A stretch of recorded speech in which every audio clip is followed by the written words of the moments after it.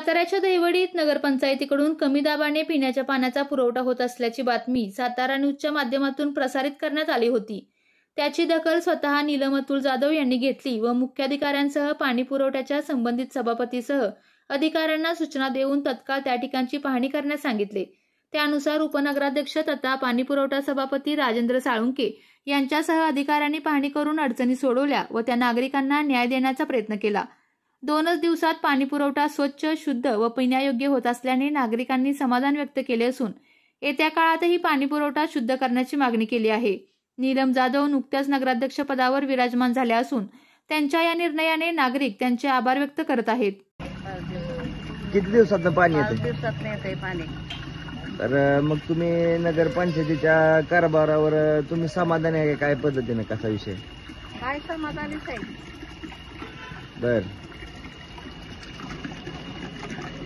पाणी गढूळ येतंय असं लोकांचं बोलण्यात नाही येत होतं, येतंय का गढूळ पाणी? आता तर चांगलं येतंय पाणी। चांगली किती दिवसात पाणी येतंय काय? 5 दिवसात। बर, आणि गाळ वगैरे आळ्या वगैरे आहेत का पाण्यात? आळ्या नाही पण गाळ दिसते थोडा। बर, आळ्या नाही, गढूळ पाणी वगैरे आहे का? नाही कधी निवाळ।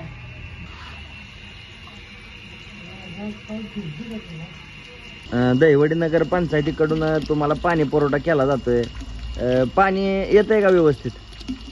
नाही, पण नगरपंचायतीने पाणी पुरवठा व्यवस्थित करावा। आता पाणी आले का आज व्यवस्थित? आज आले व्यवस्थित, पण दरवेळेस येत नाही। बर, मग नक्की तुमची काय नगरपंचायतीकडे मागणी आहे? की त्यांनी पाणी पुरवठा चांगला करावा एवढी। बर, किती दिवसात पाणी येतंय काय? 5 दिवसात नाही।